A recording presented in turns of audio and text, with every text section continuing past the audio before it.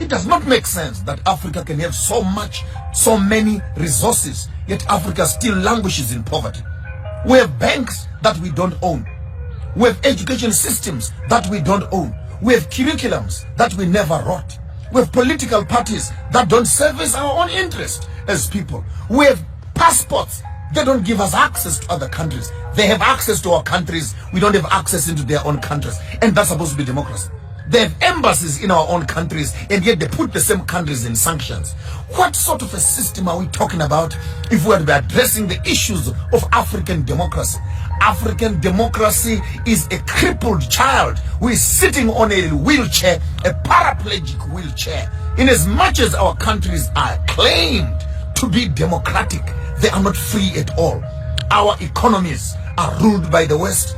Our education is ruled by the West.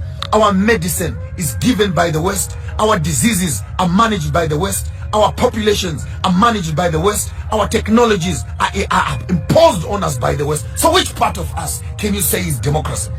The same countries, they sponsor a government, they sponsor a surrogate government, the government gets into power. After they're in power, then you put the same government in sanctions again. What do they want from us? These colonizers, what do they want from us? You wanted our gold, we took it. You wanted diamonds, you took it. You want our children and our body parts? You're harvesting. Africa is a harvesting ground of livers and kidneys and hearts. What do you want from us as a people? You took our art. You took our kings. Destroyed our civilization. Up to now, 400 years later, the colonizer is still watching to see how much more he can get away and harvest and pull and rape and take away from the African people. And all this comes under a big umbrella. Africa is going to become a democratic state. But in the midst of democracy, what democracy has been able to do more than anything else, it is to solidify the borders of segregation between nations. The border between Zimbabwe and South Africa, put more fences, put more dogs. The border between Zimbabwe and Mozambique, put more fences, put more dogs. The border between Zimbabwe and Zambia, put more fences, put more dogs. Botswana and Zambia, put more fence, put more dogs. And all these African countries walk around each other in funny little ties, flying around the countries, sitting around United Nations, Africa Union, and we are discussing issues of democracy. The first idea when Africa wants to discuss democracy is how do we restore the African dignity by destroying the borders that separate the African children. My grandmother is Shangaan, Mozambique, on my father's side. My grandmother is Venda, on my mother's side. My father is Karanga, and my grandfather on my mother's side is Ndebele. So how can you put a border and a passport for me, that for me to go and see my grandmother's houses in Mozambique, I need a passport. To go and see my grandmother in South Africa, I need a passport. I must go to Pretoria first, go to Harare. I can cross the river, the Limpopo River. And this is the form of the democratic Africa that our leaders are constipated with. I'll spill the beans as loud as clear. African democracy identifies a few educated, parodic Africans who become political parties. And they talk in cahoots with the funders, the colonizers. They walk into power not to help the African people, but to look after themselves and maintain the system for the colonizer. So you walk up to me and tell me right now, South Africa is free. We still don't have the Reserve Bank in our hands 25 years later. All the insurance policy companies are white. Black people, we only run funeral parlors and taxis. That's all black people own. Funeral parlors and taxis. Insurance companies are in the hands of the colonizer. The banks are in the hands of the colonizer. Manufacturing industries are in the hands of the colonizers. The pharmaceuticals are in the hands of the colonizers. Medicine, clothing in the hands of the colonizers. Technology in the hands of the colonizers. Small little black boys who graduate from universities and black girls, all they do is to work for people who are putting on shorts. Uneducated, some of them, by the way. They have inherited wealth from their own fathers and they run these countries. And that is supposed to be democracy. In fact, democracy says don't disturb the status quo. Don't tamper with the financial market of the country. Because if you tamper with the finances of the country, your country is going to become unbankable. Your country is going to go down. The economy is going to go down. Hell no. Whose economy? Show me one black person who has money. Show me one black person who owns an industry. Show me one black person who owns a pharmaceutical company, who owns a manufacturing industry. You'll be shocked to discover we are still slaves and servants working for the colonial system. Take note, I'm not insulting any political party, but I want to insult their insensitivity that they walk around and campaign. I'm saying this from Nigeria to Uganda, to Kenya, to Ghana, to Zimbabwe, to South Africa, to Botswana, anywhere in Africa. Tell me one political leader who has made an intentional business of improving and establishing factories for his own people. Sit around approving business budgets for what? Just take that money, open industries, take that money, open up mines, take that money, open up agricultural farms, have food for your people, employment for your people. How complicated can that be? The model to follow is Dubai. Look at Emirates. They have nothing. All national fund. Use the national fund to make Dubai a capital city of industry for the whole world. Here we are in Africa. We have cocoa, we have bananas, we have coal, we have platinum, we have diamonds, we have oil, we have weather, we have tourism, we have everything. But in the midst of all these resources, our African people are still languishing in poverty. Can I ask you, the intelligent ones, what is the problem of Africa? What is the problem? We have the resources, we have the universities, we have the education, we have the skills. What is the problem? The problem is we are trained to maintain a system that does not benefit us. We go to school to learn to maintain that system. We train our children to look after the system. Our political system has no will at all to empower the local people. It has no will. There's no political party that wants to remove bread from the mouth of the white man. That's a fact. Because all these political leaders are eating with the colonizer. So how can you destabilize a system that is giving you food? So it's a typical state where Uncle Tom kind of boys who now are being told you are not like them, you are a better black than them. Please, you can eat here, you can sign here, you can own this also and that, and before you notice it, 5 years, 10 years later, our political leaders have just become rubber stamps in government for pushing a European colonized agenda. I'm still looking for a country that will take its own resources and improve its own infrastructure. I challenge all the African political heads across Africa. Go to Dubai, not to shop. Go and study. Go and study how a place that has nothing has been able to change its course from a desert to a capital city of shopping in the world. Go there and study. Many of you who are here always insulting me about Christianity. Some of the most prosperous countries in the world are non-Christian at all. Look at China. Look at India. They are succeeding. Do they even believe in Jesus? So stop making economic issues religious issues. We need to start looking at politics and these political issues head on and look for real solutions. And many of us who are in the business of praying. For how long shall the African continue to pray? 500 years later, still praying, calling on the name of Jesus. What answers does he give us for land? What answers does he give us for poverty? What answers does he give us for sicknesses and disease? What answers does he give us for land?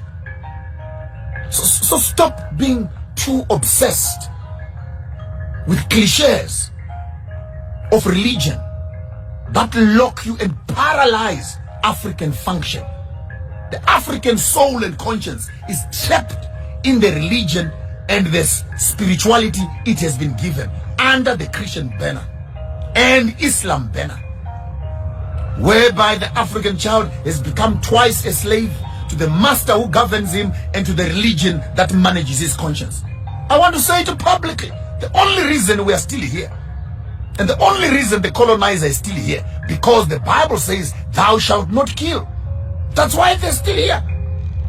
If we did not have the Bible that says, thou shalt not kill, tell me what we would have done with the colonizers up to this very day. I'm not lying. They come and lock me up and call this hate speech. We would have flushed them out and thrown them out in the Indian Ocean and sent them back where they came from. But because of religion and because of Christianity, and you white people, you better all of you become Christians. You better become Christians. It's embarrassing that now blacks have become more Christian than white people themselves. Because the only thing that is keeping you on Africa, living with people that you are oppressing, is the religion that you gave them. And I'm speaking on behalf of, I'm a minister of the gospel, fully trained.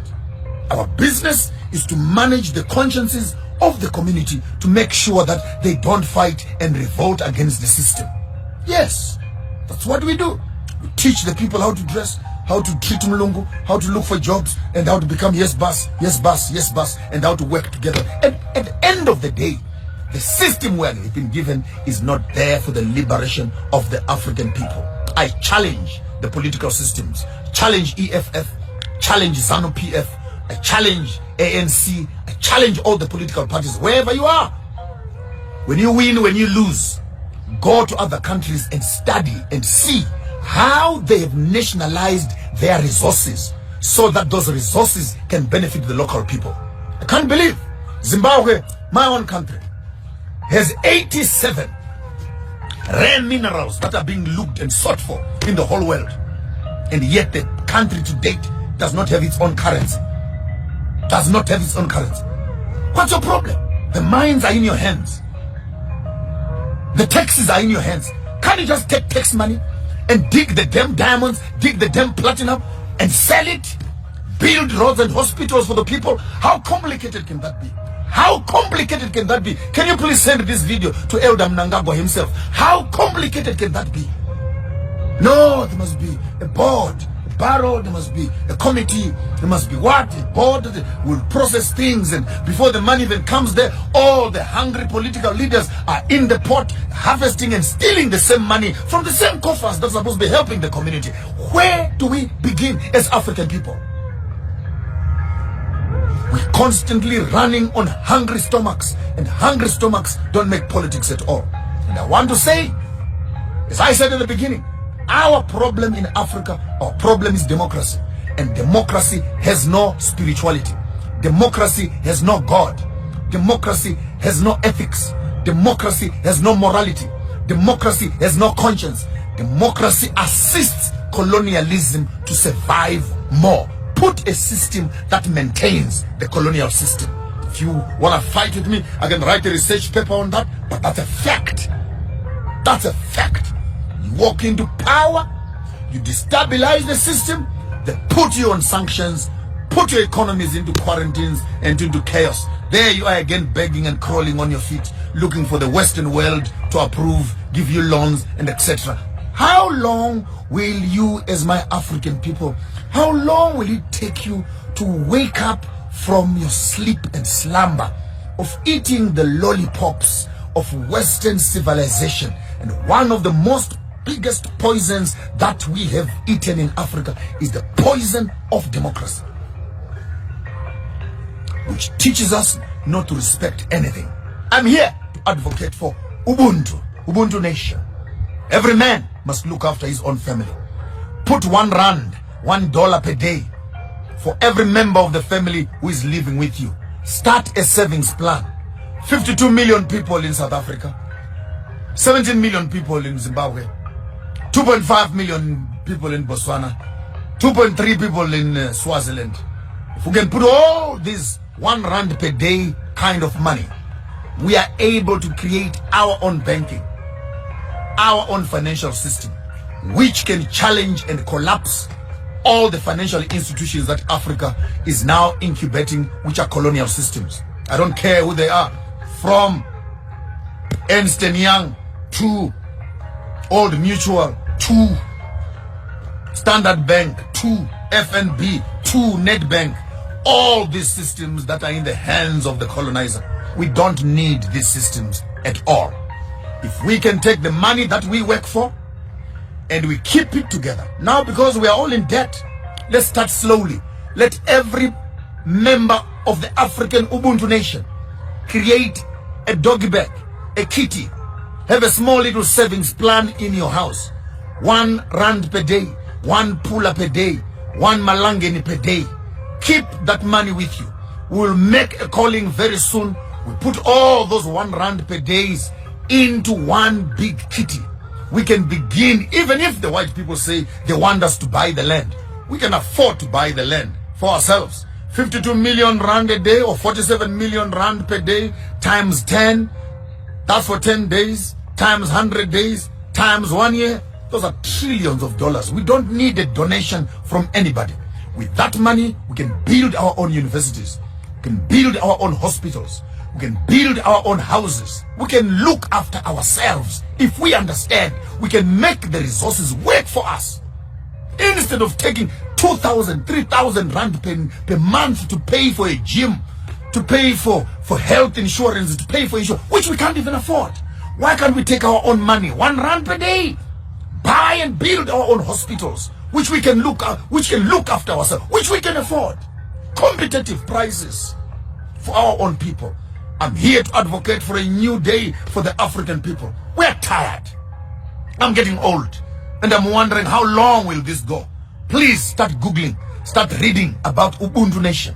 Ubuntu Nation, Ubuntu Nation, Ubuntu Nation, Ubuntu Nation is our only solution and our last stroke of hope as Africans. Let's take the money that we are working for at a minimal of each one of us who is working. Start putting that money together.